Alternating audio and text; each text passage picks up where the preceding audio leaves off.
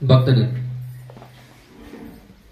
అద్వైతంలో పరిణామవాదానికి సృష్టి వ్యక్తీకరణలకు ఏమైనా తావున్నదా? త్రాడు పాముగా ఎలా అయితే కనిపిస్తుందో అలాగే బ్రహ్మము తన నిజ స్వరూపాన్ని మర్చిపోకుండా ఈ ప్రపంచంగా కనిపిస్తుందని వివర్తవాదము. దాని విషయం ఏమిటి?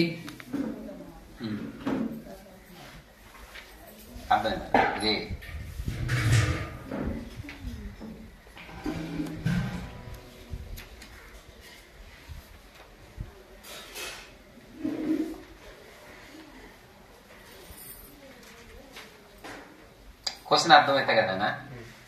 మళ్ళీ ఒకసారి చూడండి. అద్వైతంలో పరిణామవాదానికి సృష్టి వ్యక్తీకరణలకు ఏమైనా తావున్నదా? త్రాడు పాముగా ఎలా అయితే కనిపిస్తుందో అలాగే బ్రహ్మము తన నిజ స్వరూపాన్ని మర్చిపోకుండా ఈ ప్రపంచంగా కనిపిస్తుందని వివర్తవాదము. దాని విషయం ఏమిటి?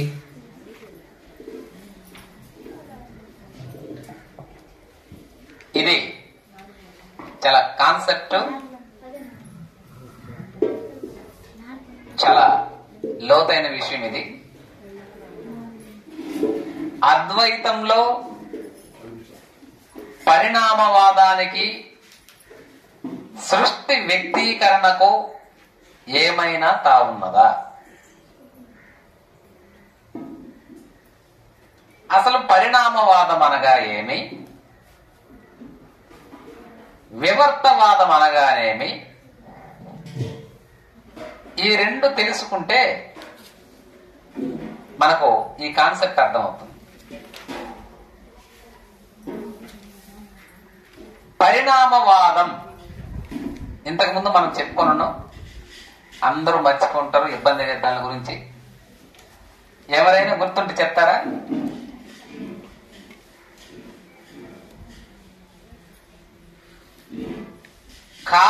కారణంలో గుప్తంగా ఉన్న కార్యమే తరువాత పరిణమించి ప్రస్తుత రూపములో మనకు కనిపిస్తున్నది కాబట్టి దీనికి పరిణామవాదం అని పేరు వచ్చింది. నిద్ర వచ్చేస్తుంది కదా?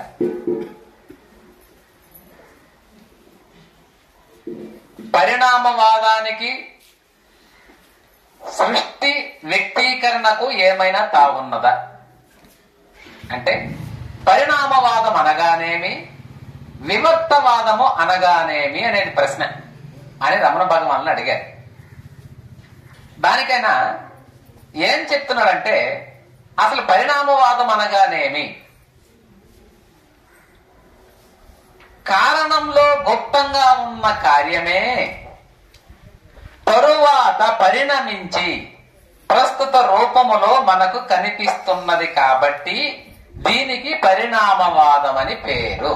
మీకు అర్థం ఏంటంటే చెప్తాను, మీరేం ఆందోళన పడతలేదు. కారణంలో అన్నాడు.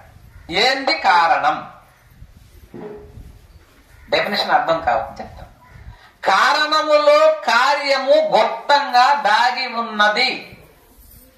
ఒక్కొక్క మీరు శ్రద్ధగా ఇంటే సార్ మిమ్మల్ని అక్కడ తీసుకొస్తా నేను.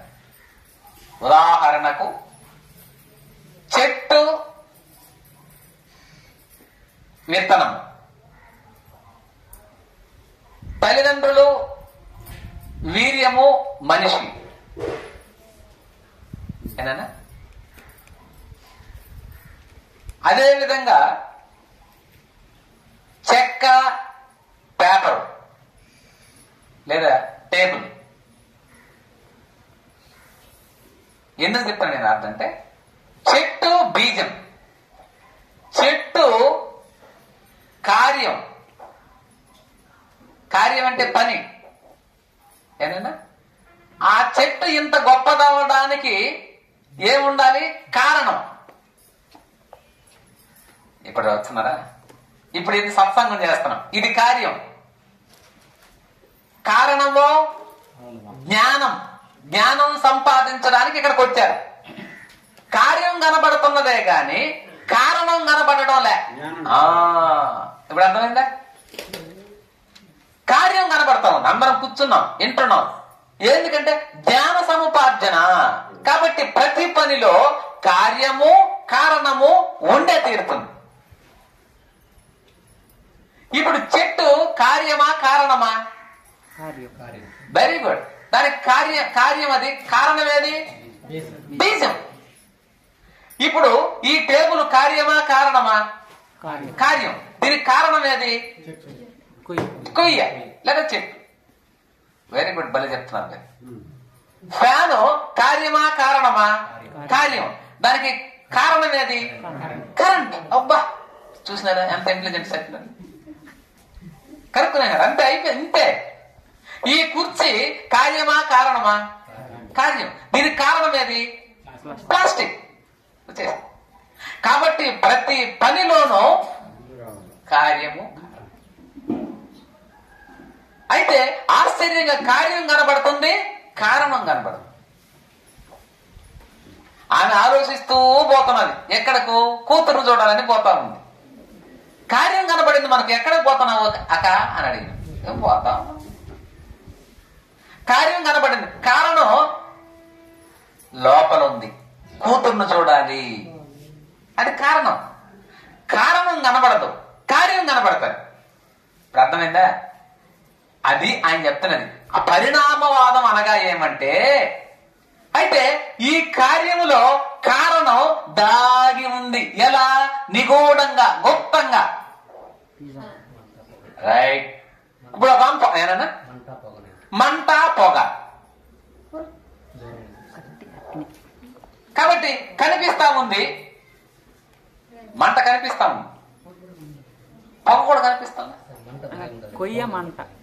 కొయ్య మంట, దానిలో కార్యకారణం. కాబట్టి మంట కనిపిస్తాం. సరే, అది కొంచెం. ఇక్కడ కార్యం కనబడుతుంది, కారణం కనబడదు. అర్థమైపోతుందిరా?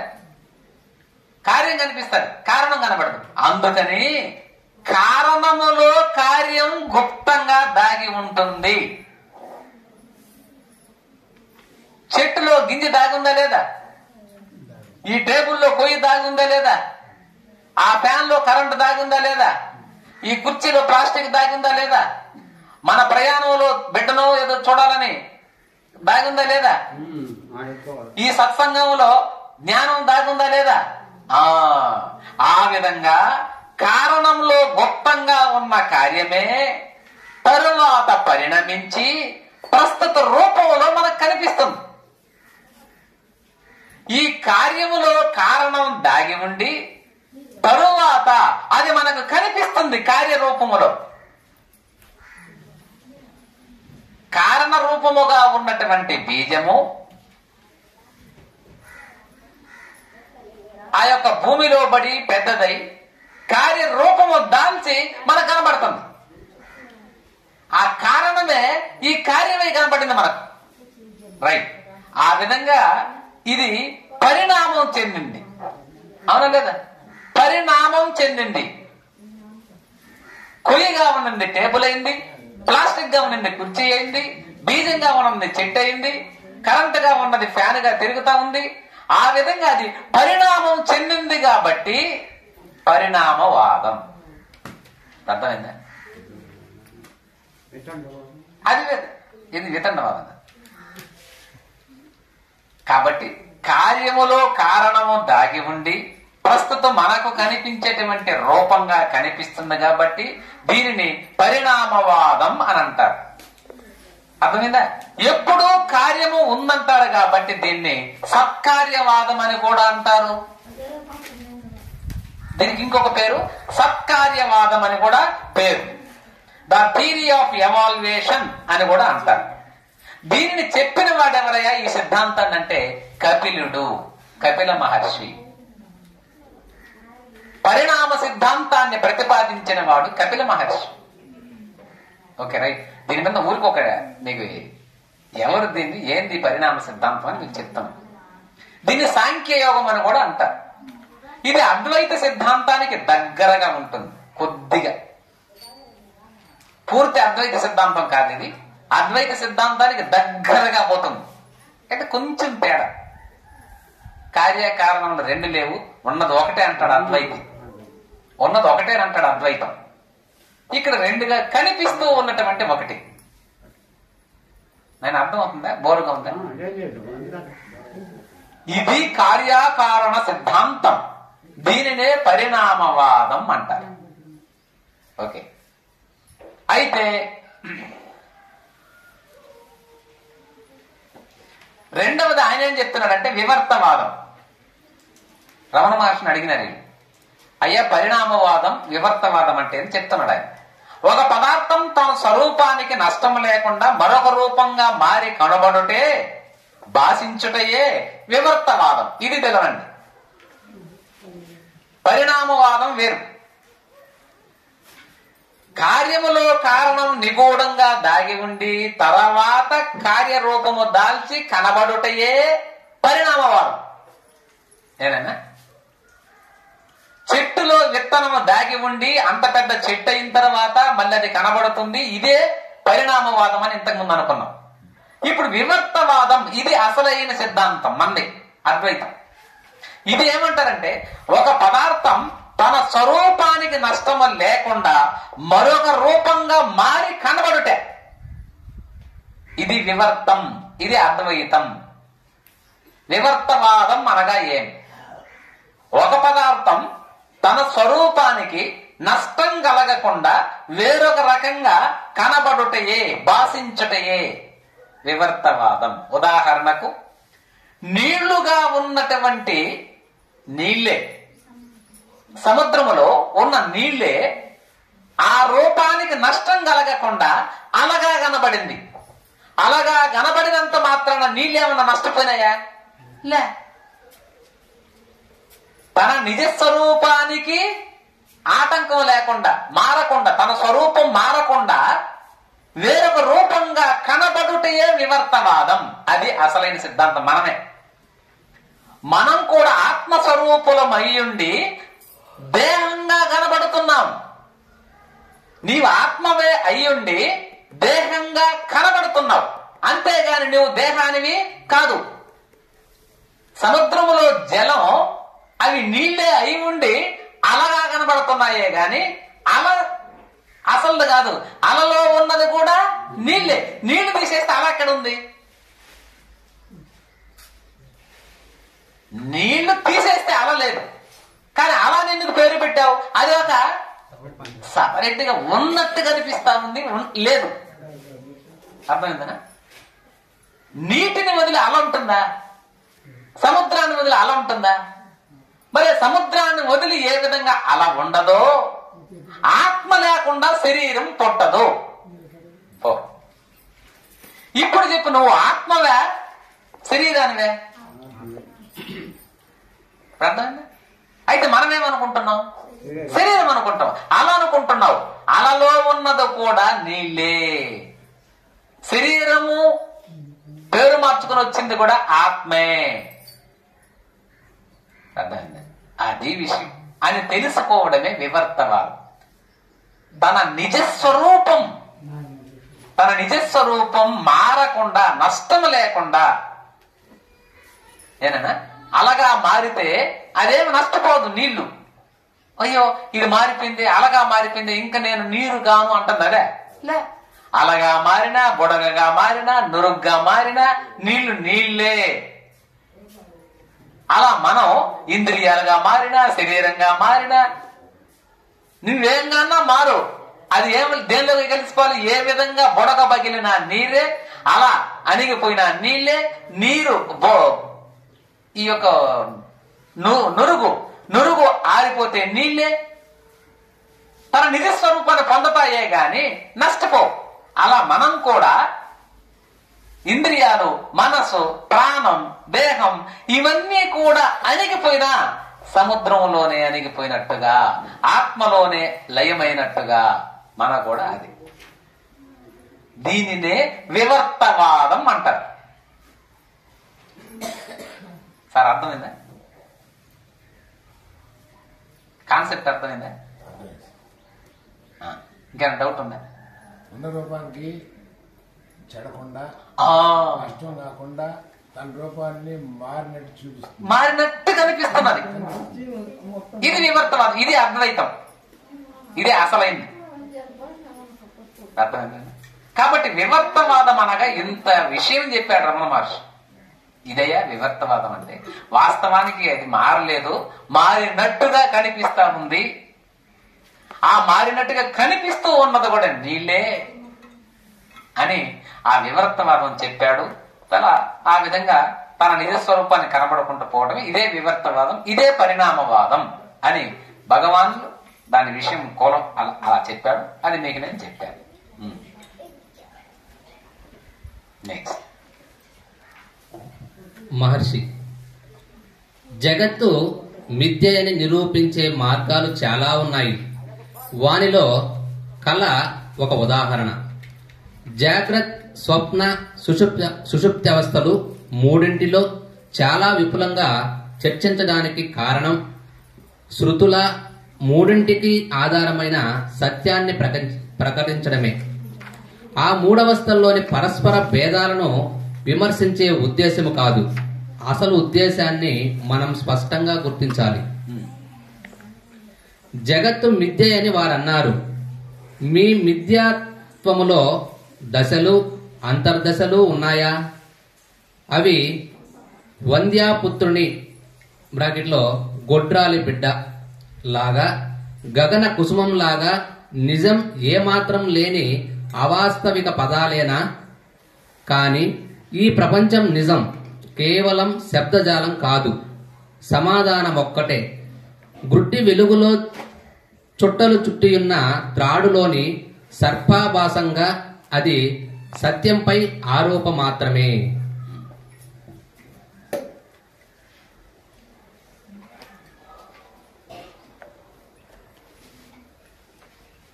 జగత్తు మిథ్య అని నిరూపించే మార్గాలు చాలా ఉన్నాయి. మనం ఇంతకుముందు కూడా చర్చించుకున్నాం. ఉదాహరణకు జాగ్రత్త, స్వప్న, సుషుప్తులు ఈ మూడు కూడా ఆధారమై ఉన్నటువంటి సత్యములో ఈ మూడు అవస్థలు ఆరోపించబడి ఉన్నాయి. ఈ మూడు అవస్థలను చూసే సత్యం ఒకటి ఉంది. దాన్ని చూస్తే మూడు అవస్థలు కూడా మిథ్య అని మనం పొద్దున వరకు చర్చించుకున్నాం. అసలు ఏంటంటే జగత్తు మిథ్య అని వారు అంటున్నారు. అయితే ఈ మిథ్యాతత్వములో దశలు, అంతర్దశలు ఉన్నాయా అని అంటే లేవు. అంటే దీని అర్థం ఏంటంటే ఈ ప్రపంచం అంటే ఈ జగత్తు మిథ్య అనడంలో ఏమాత్రం సత్యం కనబడడం లేదు. దీనిలో తేడాలేమి లేవు. ఎలాంటిదంటే అది ఒక గొడ్రాలు బిడ్డను కనిందంటే ఎంత నిజమో, ఆకాశంలో పూలు పూసాయంట అంటే ఎంత నిజమో, ఆ విధంగా ఈ జగత్తు కూడా సత్యం అంటే అంతే నిజం. గొడ్రాలు బిడ్డను కంటుందా? ఆకాశం పూలు ఎక్కడైనా పూస్తుందా? పోయేది. అది ఎంత సత్యమా? అది అసత్యమే కదా. ఆ రకంగా ఈ జగత్తు కూడా సత్యం అనడం కూడా అంతే సత్యం. కనబడుతున్నదని సత్యమైన దానికి లేదు అనని ఆ మసక చీకటిలో ఏ విధంగా తాడు వలె ఆ పాము వలె ఆ తాడు భాషిస్తూ ఉన్నదో ఏనైనా ఇక్కడ కూడా జగత్తు పరమాత్మ అయ్యుండి పాముగా కనబడుతూ ఉన్నది అజ్ఞానులే. వాస్తవానికి అది లైట్ వేసి, జ్ఞానం అన్నటువంటి లైట్ వేసి చూస్తే ఈ జగత్తు కూడా పరమాత్మే అని మనకు దర్శనం అవుతుంది అని భగవాన్ మనకు చెప్తున్నారు. ఇక్కడ కూడా అది త్రాడే అని మిత్రుడు తెలుపగానే సర్పమన్న మిథ్యారూపం ఎగిరిపోతుంది. కానీ ప్రపంచ విషయంలో మాత్రం అది మిథ్య అని తెలిసిన తర్వాత కూడా ప్రపంచం సత్యంగానే కనబడుతుంది. అదెట్లు అంటే మరీచికలాగా అది నీరు కాదని తెలిసినా నీటి వలె కనబడటం మానదు. ప్రపంచము అంతే. అది అబద్ధమని తెలిసినా నిజం వలె తోస్తూనే ఉంటుంది. ఇది చాలా చక్కటి ప్రశ్న అడిగారు ఆయన్ని. స్వామి, ఇక్కడ త్రాడేయని మిత్రుడు తెలపగానే సర్పము అన్నటువంటి మిథ్యారూపం ఎగిరిపోతుంది. బాగానండి. ఒక మసక చీకట్లో పోతున్నాం, పాము వలె తాడు ఉన్నది. అరే పాము అని నేను అన్నా. పక్కనే ఉన్న స్నేహితుడు కాదు తాడు రాది. ఓహో, అయితే ఇప్పుడు ఆ పాము భావన ఏమైంది? ఎగిరిపోయింది. పాము అన్నటువంటి భావన ఎగిరిపోయింది. ఇప్పుడు ఏ భావన ఉంది అక్కడ? తాడు భావనే ఉంది. అవునా కదా? వాడు చెప్పక ముందు ఏ భావన ఉంది? అవునా కదా? రమణ భగవానుడు ఎటువంటి ప్రశ్న అడిగారు? బాగేనండి స్వామి, మాకు ఇద్దరు స్నేహితులు పోతా ఉంటే పాము భావనగా కనబడినటువంటి ఒక మిత్రుడికి తన మిత్రుడు ఇది పాము కాదు తాడు అనడంతోనే పాము భావన ఎగిరిపోయి తాడు భావన వచ్చింది. రైట్, ఇది బాగానే ఉంది స్వామి. అయితే ఇంకేందయ్యా నీ డౌట్? అయితే ప్రపంచ విషయంలో అది మిథ్య అని తెలిసిన ఆ ప్రపంచం స్పష్ట సత్యంగా కనబడతా ఉందే. రైట్, ఇప్పుడు అర్థమైందా? ప్రపంచం మిథ్య అని మీరు అంటున్నారు, ఆ ప్రపంచం సత్యంగానే కనబడుతుందే. మిథ్యగా మాకు కనబడ్డోలే. ఇంతకు ముందు పాము తాడుగా కనబడినట్టుగా, అది వాస్తవం కనబడినట్టుగా, ఇక్కడ ఇది మిథ్యగా మాకు కనబడలేదే, సత్యంగానే కనబడతా ఉంది. అర్థం కదా? క్వశ్చన్ అర్థమైంది? ఇంతకు ముందు నేను పాము అనుకున్న దాన్ని నా మిత్రుడు తాడు అన్నట్టు పాము ఎగిరిపోయింది, తాడే కనిపించింది నాకు. అయితే ప్రపంచం ఇది మిథ్య అని మీరు చెప్తున్నారు, మాకు మిథ్యగా కాదు సత్యంగానే కనబడుతున్నదే, అది మారలేదే. ఎలాంటి ప్రశ్న అడిగినారు చూడు. అర్థమైందేనా? దానికి రమణ భగవాన్ ఏం చెప్తున్నాడు? నిజమేనయ్యా, నువ్వు చెప్పాను నిజమే. అది ఎట్లా అంటే, ఒక తారు రోడ్డు మీద పోతున్న వ్యక్తికి కారులోనో స్కూటర్లో నడిచిపోతా ఉంటే మరుమరీచిక అంటే ఎండమావి కనబడుతుంది. ఆ ఎండమావి అది ఎండమావి అని నీకు తెలిసిన నీళ్లు కనబడుతున్నాయి. చూడు ఎలా చేశాడు. ఎండమావి అని నీకు తెలుసు, కానీ నీళ్లు కనబడకుండా పోయినాయా? అది ఎండమావన్న జ్ఞానం నీకు ఉన్నప్పటికీ కూడా నీళ్లు కనబడతానే ఉన్నాయి. మరి ఎందుకు కనబడ్డాయి? నీకు నీళ్లు కనబడుతున్నాయి, అది ఎండమావి అనే జ్ఞానం కూడా నీకు ఉంది. మరి ఎండమావి అనే జ్ఞానం ఉన్నప్పుడు నీరు కనబడకుండా పోవాలి, కానీ నీళ్లు కనబడుతున్నాయి. అలా జ్ఞానులకు కూడా ఈ జగత్ మిథ్య అని తెలిసినా కూడా ఆ జగత్ సత్యంగా ఉన్నట్టు అనిపిస్తుంటుందే కానీ వాడిని బాధించదు. అర్థమైందా? అది నిజంగానే తోస్తుంటుంది. మరుమరీచికలోని నీటిని దాహం తీర్చడానికి ఎవరు ఆశించరు కదా. మరే నాకు దప్పిగ్గా ఉంది, పోతూ ఉంటే నీళ్లు అక్కడే ఉన్నాయి, రాజులపాలెం దగ్గరకు వచ్చేసినారు, తారు రోడ్డు మీద తాగుదాం అంటాడా ఈడు? అన్నాడు. ఆ జలం ఈడి యొక్క దప్పికను తీర్చదు కదా. అలా అది భ్రాంతి అన్నంతని అక్కడకు రాదని వదిలివేస్తారే గాని అక్కడ నీటికై పరిగెత్తారు కదా. ఆ విధంగా నీకు జ్ఞానం కలిగిన తర్వాత ఈ జగత్తు కనిపిస్తూ ఉన్నప్పటికీ మిథ్య అనే స్పృహలోనే ఉంటావు. అది నిన్ను బాధించదు. ఏ విధంగా ఆ యొక్క ఎండమావిలో నీళ్లు లేవని నీకు తెలిసినా నీళ్లు మాదిరిగానే కనిపిస్తూనే ఉంటాయి. అన్నంత మాత్రాన నీళ్లు తాగడానికి ఈడు పరిగెత్తుకుంటూ పోడు. ఆ రకంగా ఈ యొక్క ప్రపంచం జగత్ మిథ్య అని నీకు తెలిసినప్పటికీ, అది సత్యంగా కనబడుతూ ఉన్నప్పటికీ నీకు తెలిసది మిథ్య అని, అలా ఈ జగత్తును జ్ఞాని సత్యంగా భావించి వాటి వైపు పరిగెత్తడు. అది కనిపిస్తుంది, వీడికి సంబంధం లేదు. అర్థమైందా? నిన్ను బాధించదు అది. ఎందుకు? ఈ జగత్తు మిథ్య అనే స్పృహ నీకు ఉన్నది. ఎండమావిలో నీళ్లు లేవని నీకు తెలుసు కాబట్టి అయినా అది పని అది చేస్తారు. మాయ పని మాయదే. నీళ్లు ఉండేలా అది కనిపిస్తుంది, కనిపిస్తే నీకేమి? నువ్వు పరిగెత్తావు కదా నీళ్ల కోసం. ఆ విధంగా జగత్తు కూడా మిథ్య అని నీకు తెలుసు, అది సత్యంగా కనపడుతుంది. చెట్టు చెట్టుగా ఉంది, ఇదిగా ఉంది, ఆడవాళ్ళు ఆడవాళ్ళుగానే ఉండరు, ఆస్తులు ఆస్తులుగానే ఉన్నాయి, కారు కారుగానే ఉంది. జగత్ అంతా సత్యంగా కనిపిస్తా ఉంటే మిథ్య అని అంటారు. ఏమయ్యా, నువ్వు మిథ్య అని తెలిస్తే అది సత్యంగా భాషించినప్పటికీ నీకే సంబంధమో లేదు, పరిగెత్తావు, అప్పుడు నేను బాధించలేదు. అర్థమైందా? మేము ఆలోచిస్తున్నాడు. కాబట్టి అది భగవాన్ మనకు స్పష్టంగా అక్కడికి నీటికి పరిగెత్తారు కదా, అందుకని దాన్ని వదిలేస్తారు. భక్తుడు ప్రపంచంలో అట్లు కాదుగా, అది అబద్ధమని ఎంత ఘోషించినా అతడినే జనులు తమ కోరికలు తీర్చుకోవడం మానలేరు. మరి ప్రపంచం మిథ్య ఎట్లయింది? ప్రపంచం అబద్ధమని ఎంత ఘోషించినా జనులు తమ కోరికలను తీర్చుకోవడం మానలేరు. మరి ప్రపంచం మిథ్య ఎట్లయింది? మిథ్య మిథ్య అంటానే ఉన్నాం.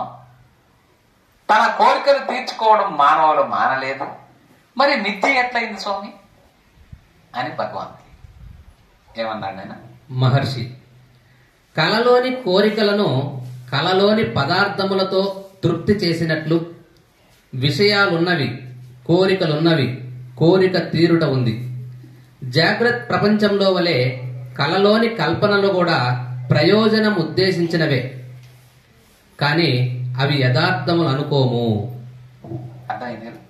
కలలోని కోరికలను కలలోనే తృప్తిపరుచున్నట్లుగా జాగ్రత్తలోని కోరికలను జాగ్రత్తలోనే తృప్తిపరుచుకుంటున్నాం.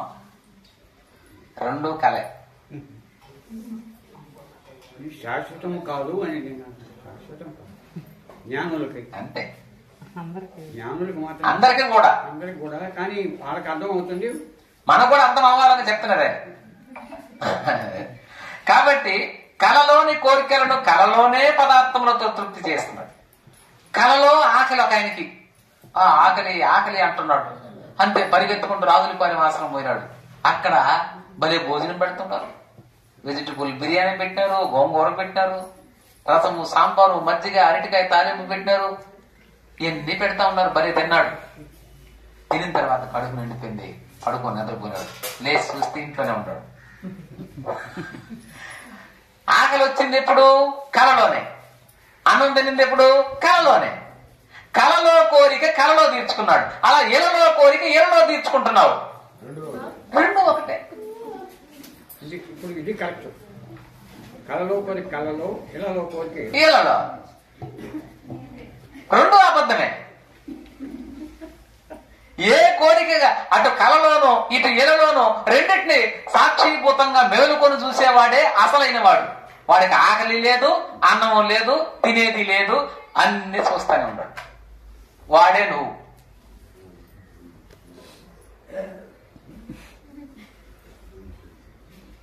మరి ఆకలి వచ్చిందని గావుకి ఆకలేసి కొట్టుకొని పొడుచుకొని వీటన్నిటి కోసం మానవుడు పరితపించి కొట్లాడుకుంటున్నాడంటే మరి ఎంత మూర్ఖత్వం. కలలో ఆకలి వస్తే ఎవరిని కొట్టావు? కలలో భార్యను కొట్టుంటావు. అట్లని ఈ సిద్ధాంతాన్ని ఉపయోగించి ఈ భార్యని నాయన చెప్పినాడు కదా, ఇప్పుడు కొట్టింది నేను కళ అనుకో అంటే ఇది కూడా వస్తుంది పెడతరవాదం కింద. ఒకటి కళ్ళమని కొట్టి నాయన ఏం చెప్పినాడా, కాలే అదేమనుకో బాబు.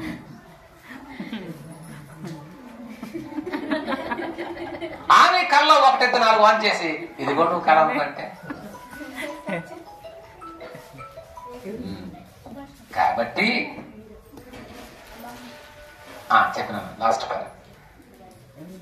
అయథార్థంలోని వివిధ దశలను చిత్రించడానికే పైనిచ్చిన ఉదాహరణలు. జాగ్రత్త అవస్థలో స్వప్న ప్రపంచం వలనే జ్ఞానం కలిగిన స్థితిలో జగత్తు కూడా మిథ్యయే అని జ్ఞాని చాటుతాడు. చూసేమైనా జాగ్రత్త అవస్థలో స్వప్న ప్రపంచం వలనే జ్ఞానం కలిగిన స్థితిలో జగత్తు కూడా మిథ్యే. చక్కటి మాట. జ్ఞానం కలిగిన తర్వాత జగత్తు మిథ్యగానే జ్ఞానికి తోస్తుంటుంది. కనిపించినా అది ఆయన ఏం చేయదు అని భగవాన్ చెప్తున్నాడు. ప్రతి ఉదాహరణాన్ని సందర్భానికి ఉచితమైనట్లుగా అర్థం చేసుకోవాలి. దేనికదిగా వారిని వేరువేరుగా నిర్ధారించకూడదు. అది గొలుసులో లంకె బిళ్ళ వంటిది. వాని ఉద్దేశము వాని అన్నింటికీ ఆధారభూతమైన సత్యానికి అనుగుణంగా సాధకుడి మనస్సు మళ్లించడమే. అయ్యా, ఎన్నెన్నో ఉదాహరణలు చెప్తుంటాం. వేటికి అదే వేరువేరుగా అర్థం చేసుకోబాకండి, వేరువేరుగా అర్థాలు చేసుకోబాకండి. అవి గొలుసులో లంకె బిళ్ళలు. ఒక బిల్ల ఉంటుంది, ఆ గొలుసును ఈ గొలుసును కనెక్ట్ చేస్తుంటది. ఆ విధంగా ఉన్న సత్యానికి బోధపరచడానికి, ఆ సత్యాన్ని మీ ముందు అర్థం చేసుకోవడానికి అనేక రకాలైనటువంటి ఉదాహరణలు ఈ విషయాలు చెబుతూ వస్తారు పెద్దవాళ్ళు. వాటి ఆధారం, వాటికన్నిటికి ఉన్నటువంటి ఉద్దేశం ఒకటి. ఏంటది? ఆ సాధకుడు మనసును సత్యం వైపు మళ్లించడమే. సాధకుడు మనసు సత్యం వైపు మళ్లించడానికే ఇన్ని ఉదాహరణలు చెప్తామే గాని ఈ ఉదాహరణలన్నీ వేరు వేరు కాదయా అని రమణ భగవాన్ మనకు చెప్తున్నాడు. నాన్న